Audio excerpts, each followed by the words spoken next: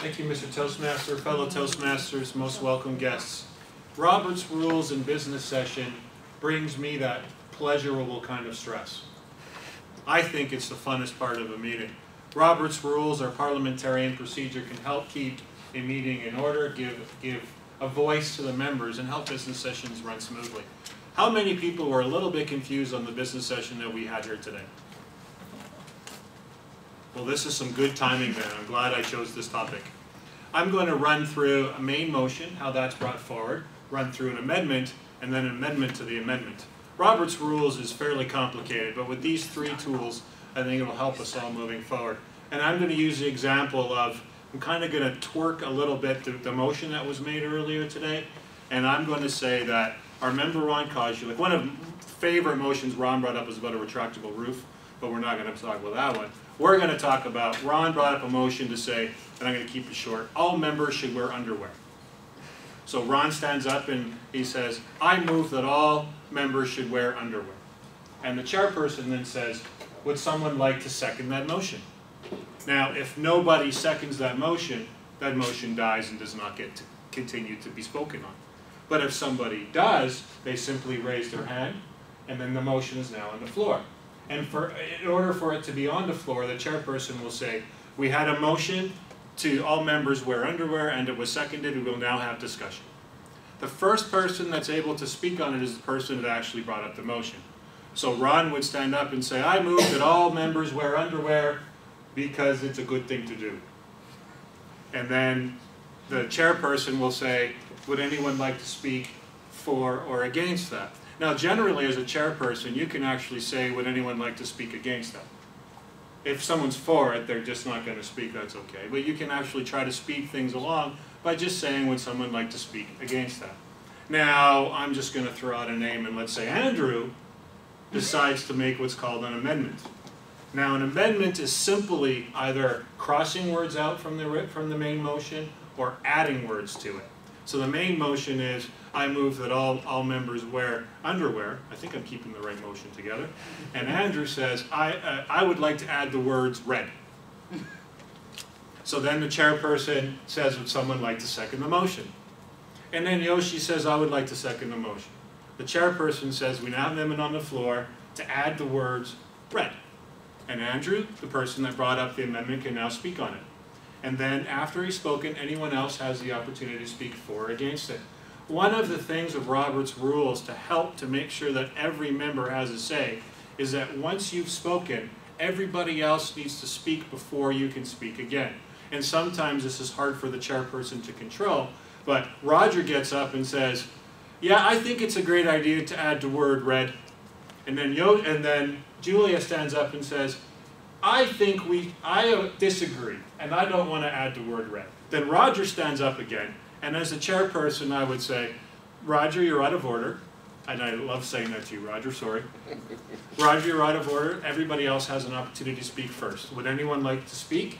If nobody else, then Roger can go ahead, and he can speak again. This ensures that you don't have one member monopolizing the whole conversation and taking over. Now, we're still on the amendment of adding the word red.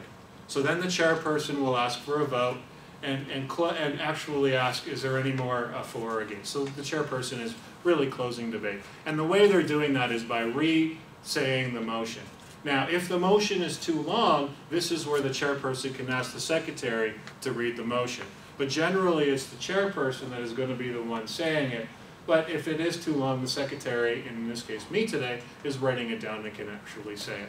So the chairperson says, we are now voting on anyone that would, on adding the word red. All those in favor, all those against. So now if it's passed, the word red is now actually added to the motion. The motion now becomes, I move that all members wear red underwear. Now there's other things that members can do, and they have the right to do, and actually have the obligation. One of the motions that was brought up earlier was point of information.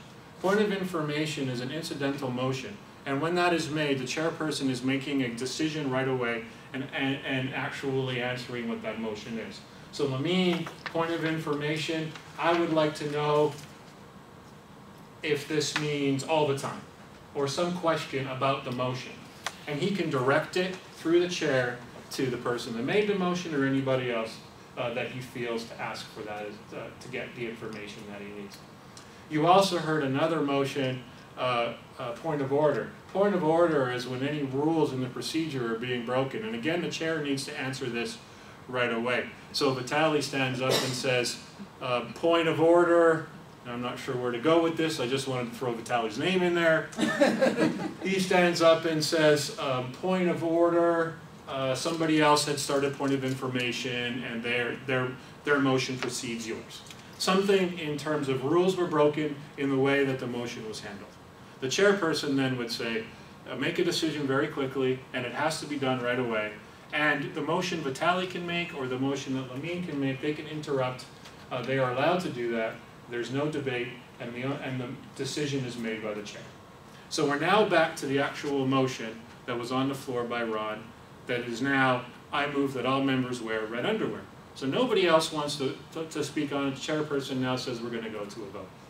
Now, one of the things that we didn't do in our business session earlier that is kind of important is, in order for it to actually pass, there's some criteria that it needs to happen. First off, is there a quorum? Is there 51% of your members at the meeting to have a say? In our particular case, we have a method of, if you're not here for 4 weeks, you're not part of this quorum. And if there isn't a quorum, then decision can't be made. Also, is it illegal? If it's illegal, we can't pass it. Does it go against our bylaws? We can't pass it. So now the chairperson has repeated the motion, and we voted for and against.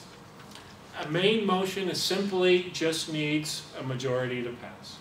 If we have 20 people here, it doesn't mean that 11 people have to vote for it. It means that there has to be more for than there is against.